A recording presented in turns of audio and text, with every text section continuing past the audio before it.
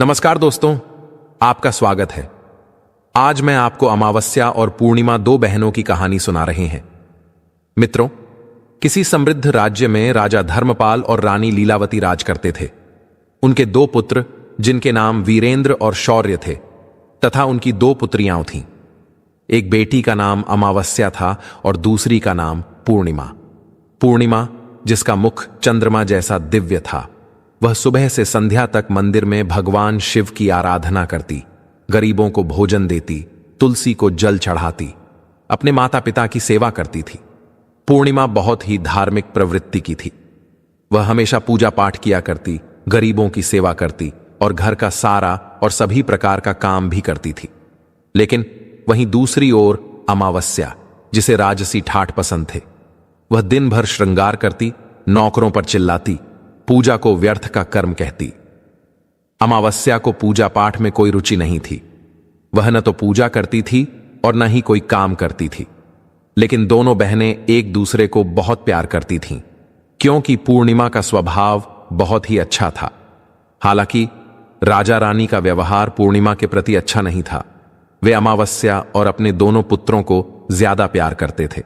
धीरे धीरे समय बीतता गया और राजा रानी के बच्चे बड़े हो गए। फिर एक दिन की बात है, राजा ने अपने बेटों का विवाह कर दिया और अब बेटियों की शादी की बारी आई। तब सभी ने राजा से कहा, अब इनका विवाह कर दीजिए। तब राजा ने कहा, हां, विवाह तो करना ही है। तब रानी ने राजा से कहा, महाराज, पूर्णिमा तो साधारण ब्राह्मण के योग्य है। इसे किसी गरीब के घर ब्याह दो। और हां, भूल से पूर्णिमा का विवाह किसी बड़े घर में मत करना, क्योंकि इसे तो भजन कीर्तन, पूजा पाठ और कहानियां सुनना पसंद है। अगर यह बड़े घर में गई तो यह सब नहीं कर पाएगी। इसलिए इसकी शादी किसी गरीब के घर में ही कर दीजिए। तब राजा साहब ने कहा, ठीक है। फिर से रानी ने कहा, महाराज, अमावस्या भी तो विवाह के योग्य है। अमावस्या तो एक राजकुमारी जैसी है। इसके लिए भी वर देखिए और दोनों बहनों का विवाह एक साथ कर दीजिए। तब राजा ने पास के गांव के राजा के बेटे के साथ अमावस्या का विवाह कर दिया और उसी गांव के एक गरीब किसान के बेटे के साथ पूर्णिमा का विवाह कर दिया। जब राजा ने रानी को यह बताया तो वह बहुत खुश हुई। मित्रों, अब राजा और रानी ने बिना किसी विचार के अपनी ही बेटियों के बीच पक्षपात किया। रानी के कहने के अनुसार अमावस्या का विवाह धनवान राजकुमार से हुआ। उसे सोने चांदी की पालकी, नौकर चाकर दिए गए। वहीं दूसरी ओर बेचारी पूर्णिमा को एक किसान के घर भेज दिया गया। उसे केवल एक पुरानी साड़ी और बस एक तुलसी का पौधा दिया गया। तब रानी मन में सोचती हुई कहती हैं, अब देखते हैं कि पूर्णिमा गरीब किसान के घर कैसे रहती है। क्या वह वहां भी पूजा पाठ करती है? देखते हैं भगवान उसकी क्या और कैसे मदद करते हैं। अब उन दोनों की विदाई हो जाती है। अमावस्या और पूर्णिमा अपने अपने ससुराल में चली जाती है। अमावस्या तो अब किसी महारानी की तरह अपना जीवन सुखपूर्वक और ऐशों आराम के साथ गुजार रही थी। वहीं पूर्णिमा भी अपने भाग्य और भगवान के भरोसे पर खुशहाल जीवन व्यतीत कर रही थी। अमावस्या का पति, जो एक राजकुमार था, वह भी बड़ा घमंडी था, किंतु पूर्णिमा का पति शांत और सुशील स्वभाव का था। अब कुछ दिनों का समय इसी तरह से गुजर जाता है और फिर एक दिन की बात है, अमावस्या ने अपने घर पर शिव चालीसा का आयोजन किया और इस आयोजन में उसने गांव की सारी महिलाओं को आमंत्रित किया। सारी अड़ोस पड़ोस की औरतों को भी बुलाया, लेकिन अपनी बहन पूर्णिमा को उसने जानबूझकर नहीं बुलाया, क्योंकि उस गरीब बहन को अपने घर में बुलाना पसंद नहीं था। उसे बुलाना मतलब अपने सम्मान में कमी नजर आ रही थी।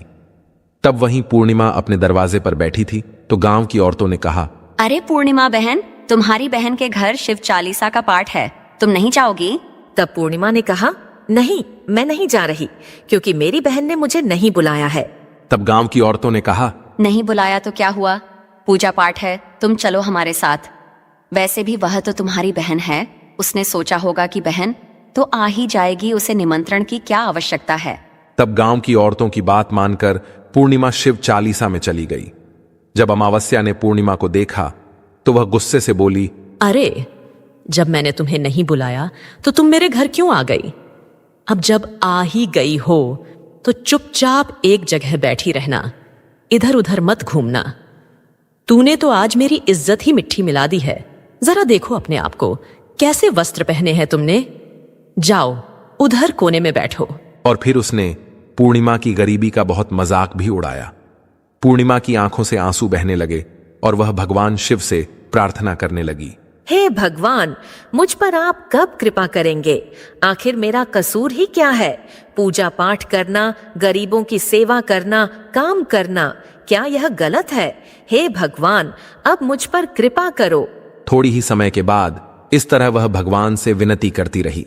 शिव चालीसा पूरी हो गई और अमावस्या ने सबको प्रसाद दिया, लेकिन पूर्णिमा को प्रसाद नहीं दिया। अब निराश मन के साथ पूर्णिमा वहां से बिना प्रसाद के ही वापस अपने घर की ओर चली गई। मित्रों, रास्ते में वह सोचने लगी कि घर पर बच्चे प्रसाद मांगेंगे तो मैं क्या कहूंगी। फिर उसके मन में विचार आया, क्यों न मैं अपने भाई भाभी से मिलने अपने मायके चली जाऊं। फिर वह चलते चलते अपने मायके की तरफ बढ़ने लगी। तभी उसे एक तुलसी का पेड़ दिखा। वहां एक चबूतरा बना था जिस पर एक बूढ़ी मां बैठी थी। उन बूढ़ी मां ने पूर्णिमा से पूछा, बेटी, तुम कौन हो और कहां जा रही हो? क्या तुम मेरी एक मदद कर सकती हो? तब पूर्णिमा ने अपना परिचय दिया। फिर बूढ़ी मां ने कहा, बेटी, देखो, मेरा तुलसी का पौधा सूख रहा है। इसमें थोड़ा जल डाल दो और चबूतरे की सफाई कर दो तो थोड़ी ठंडक मिलेगी। अब पूर्णिमा ने तुलसी को जल डाला और बूढ़ी मां को भी स्नान कराया। उसने उनके चरण दबाए। फिर पूर्णिमा ने पूछा, माँ जी, और कोई काम है क्या? तब प्रसन्न होकर बूढ़ी मां ने कहा, नहीं बेटी, और कुछ नहीं। तुमने मेरी बहुत अच्छी सेवा की है। भगवान तुम्हारा भला करे। उन्होंने पूर्णिमा को खूब आशीर्वाद दिया और कहा, बेटी, जब तुम अपने मायके से लौटो तो मुझसे अवश्य मिलकर जाना। पूर्णिमा ने कहा, ठीक है मां जी, और वह आगे बढ़ गई। फिर चलते चलते रास्ते में उसे एक शिव मंदिर मिला। वहां भी एक चबूतरा था जिस पर एक बूढ़े बाबा बैठे थे। वे कोई और नहीं, स्वयं भगवान शिव थे। लेकिन पूर्णिमा ने उन्हें पहचाना नहीं और उन बूढ़े बाबा ने कहा, बेटी, तुम कौन हो? कृपया मेरी एक सहायता करो, बड़ा पुण्य मिलेगा। पूर्णिमा ने अपना नाम बताया। तब बाबा ने कहा, बेटी, क्या तुम इस मंदिर की सफाई कर दोगी? यह बहुत गंदा हो गया है, और मेरे नहाने के लिए 2 बाल्टी पानी भर देना तो तुम्हारा बहुत एहसान होगा। मेरा शरीर थक चुका है, इसीलिए अब मैं कोई भी काम नहीं कर पा रहा हूं। तब पूर्णिमा ने मंदिर की सफाई की, भगवान शिव की पूजा की और बाबा के लिए पानी भर दिया। फिर वह आगे बढ़ गई। फिर थोड़ा और आगे चलने पर उसे काली मां का मंदिर मिला। काली मां भी एक बूढ़ी मां के रूप में वहां बैठी थी। काली मां ने कहा, बेटी, तुम कौन हो? क्या तुम मेरी एक सहायता कर सकती हो? तब प्रसन्नता से पूर्णिमा ने अपना नाम बताया। तब बूढ़ी मां ने कहा, बेटी, यहाँ सब लोग पूजा पाठ करके चले जाते हैं, लेकिन कोई मंदिर साफ नहीं करता। देखो, मंदिर कितना गंदा हो गया है, जरा इसकी सफाई कर दो। अब पूर्णिमा ने मंदिर की सफाई की, मां का श्रृंगार किया और पूजा की। उसके बाद बूढ़ी मां को स्नान कराया और उनके पैर दबाए। फिर उस मां काली के रूप भेष में बैठी बूढ़ी मां का आशीर्वाद लिया और वह आगे बढ़ गई। फिर आगे चलने के बाद थोड़ी ही दूर चलने पर एक नदी मिली। वहां भी एक बूढ़ी मां बैठी थीं, जो कोई और नहीं बल्कि स्वयं गंगा मैया थीं। उन्होंने पूछा, बेटी, तुम कौन हो? कृपया मेरी सहायता करो। तब पूर्णिमा ने अपना नाम बताया। तब गंगा मैया ने कहा, बेटी, क्या तुम मेरी थोड़ी सेवा करोगी? तब पूर्णिमा ने गंगा मैया की भी सेवा की और आशीर्वाद लेकर आगे बढ़ गई। अंत में वह अपने मायके पहुंच गई। जब उसकी भाभियों ने उसे देखा तो बहुत खुश हुईं। उन्होंने पूर्णिमा का स्वागत किया और कहा, वाह, क्या बात है बहन जी, आप बहुत दिनों बाद आई हो। तब पूर्णिमा ने कहा, हाँ भाभी, आज मन हुआ सभी को मिलने का तो चली आई। तब भाभियों के साथ मिलकर पूर्णिमा ने अपने मायके में भी सारे काम किए। उन सभी ने खुशी खुशी एक साथ भोजन किया और रात को अलग अलग विषयों पर बातें भी की। फिर अगली सुबह जब वह जाने को तैयार हुई तो भाभी ने उसे एक लाल साड़ी दी और कहा, इसे पहन लो और जल्दी जल्दी आया करो, बहुत दिनों बाद आई हो। तभी पूर्णिमा ने लाल साड़ी पहन ली और 16 श्रृंगार कर लिया और एक भाभियों ने एक थैला भरकर उसे सामान दे दिया। उसे लेकर पूर्णिमा घर से निकल गई। मित्रों, चलते चलते रास्ते में वही नदी मिली जहां गंगा मैया बैठी थीं। उन्होंने कहा, बेटी, आ गई? अपने मायके से क्या लाई हो? पूर्णिमा ने थैला दिखाया और कहा, माँ जी, मेरे भाभीियों ने कुछ सामान दिया है। तब गंगा माँ ने भी एक थैला निकाला और उसे पूर्णिमा के हाथों में देते हुए गंगा मैया ने कहा, बेटी, यह लो मेरी और एक छोटी सी भेंट। यह बहुत भारी है, मैं इसे कहाँ रखूंगी? लेकिन याद रखना कि इसे रास्ते में मत खोलना, घर जाकर ही खोलना। तब पूर्णिमा ने कहा, ठीक है माँ जी, और वह आगे बढ़ गई। फिर थोड़ी ही देर के बाद वहीं काली माँ का मंदिर मिला। वहां भी बूढ़ी माँ ने पूर्णिमा को एक थैला दिया। अब उसके पास 3 थैले हो गए। फिर आगे बढ़ने पर वहीं शिव मंदिर मिला। वहां भगवान शिव ने भी उसे एक थैला दिया। अब 4 थैले हो गए। फिर चलते चलते वहीं तुलसी माँ मिली। उन्होंने भी एक थैला दिया। अब 5 थैले थे। जब पूर्णिमा अपने घर पहुंची तो उसने सभी थैले खोले। पहले थैले में खाने पीने की चीजें और कपड़े थे। दूसरे थैले में सोने चांदी के आभूषण थे। तीसरे थैले में धन संपत्ति थी। चौथे थैले में अनाज भरा हुआ था और 5वें में महंगे वस्त्र थे। अब पूर्णिमा के घर में किसी चीज की कमी नहीं थी। वह खुशी खुशी रहने लगी। फिर एक दिन पूर्णिमा ने सोचा कि क्यों न मैं शिव चालीसा का आयोजन करवाऊं, और उसने शिव चालीसा रखी और सबको बुलाया। वह न्योता देने के लिए अपनी बहन अमावस्या के घर भी गई। और फिर जब अमावस्या अपनी बहन के घर आई तो उसने घर पूर्णिमा में धन दौलत देखकर आश्चर्यचकित रह गई। उसने पूछा, अरे बहन, अचानक से तुम्हारे घर में इतना धन दौलत कैसे आ गया? तब शांत स्वर में प्रसन्नता से पूर्णिमा ने कहा, देखो बहन, जिस दिन तुमने चालीसा रखी थी तो मुझे नहीं बुलाया। फिर भी मैं बिना बुलाए तुम्हारे घर गई, लेकिन तुमने मुझे प्रसाद नहीं दिया। फिर मैं मायके गई और वहां से यह सब लेकर आई। अमावस्या ने कहा, अच्छा तो यह बात है। अब मैं भी जाऊंगी मायके। तुम भी मुझे डांटना और प्रसाद भी मत देना।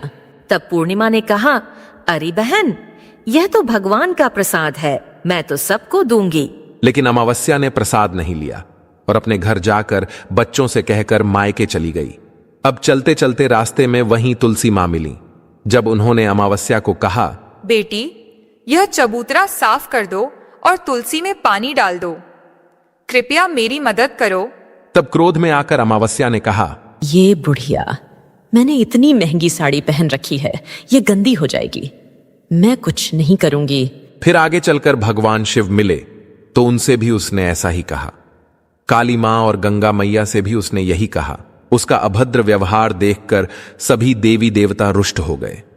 अब जब वह मायके पहुंची तो भाभियों ने उसे देखकर कहा, अरे महारानी, ये कहाँ से आ गई? इसे तो कुछ काम भी नहीं आता। बस आ गई अपना मुंह उठाकर मुफ्त में भोजन खाने के लिए। बिन बुलाए ही आती है। इसे कोई शर्म भी नहीं है। और तभी रात्रि में अमावस्या खाना खाकर सो गई। सुबह होने पर वह बोली, भाभी, मैं जा रही हूं। भाभी ने कहा, ठीक है, जाओ महारानी जी। तब अमावस्या ने कहा, भाभी, पूर्णिमा को तो आपने थैला दिया, मुझे कुछ नहीं दिया। भाभी ने कहा, जो तुम्हारे घर थैला पहुंच जाएगा। तब अमावस्या चल दी। रास्ते में गंगा मैया, काली माँ, भगवान शिव और तुलसी माँ सभी ने उसे थैले दिए। लेकिन जब वह घर पहुंची और थैले खोले तो एक में मिट्टी, दूसरे में पत्थर और तीसरे में सांप बिच्छू निकले। अमावस्या ने अपना सिर पीट लिया और कहा, हे भगवान, मुझे मायके में भी कुछ नहीं मिला और यहाँ भी कुछ नहीं मिला। फिर वह दौड़कर पूर्णिमा के पास गई और बोली, तुझे इतना सब कुछ मिला, मुझे कुछ भी नहीं। तब पूर्णिमा ने कहा, मैं मायके जाती हूँ तो भाभियों का काम करती हूँ। तुमने तो कभी भाभियों की मदद नहीं की। तुमने गंगा मैया, शिवजी, काली माँ और तुलसी माँ सभी को ठुकरा दिया। इसलिए भगवान ने तुम्हें कुछ नहीं दिया और उनका अपमान किया। तब अमावस्या ने कहा, बहन, मुझे माफ कर दो। मैंने सदा ही तुम पर अत्याचार किया। अब मैं भी भक्ति करूंगी। तब पूर्णिमा ने कहा, बहन, 3 सूत्र याद रखना। सदैव दूसरों पर दया करना, हमेशा और प्रतिदिन चालीसा पढ़ना। तीसरी बात, 108 बार ओम नमः शिवाय का जाप करना। इससे अब तुम्हारे सारे दुख दूर हो जाएंगे। घर आए लोगों की सेवा भी करना। अरे बहन, भगवान ने जो 3 सूत्र दिए हैं उन्हें प्रसाद के रूप में स्वीकार कर लेना और हृदय में बसा लेना। मैंने सच्चे मन से भगवान की पूजा की, सबकी मदद की, इसलिए मुझे सब कुछ मिला। तुम्हारे पास जो भी था वह तुम्हारे अहंकार के कारण खत्म हो गया। अब अमावस्या अपने घर गई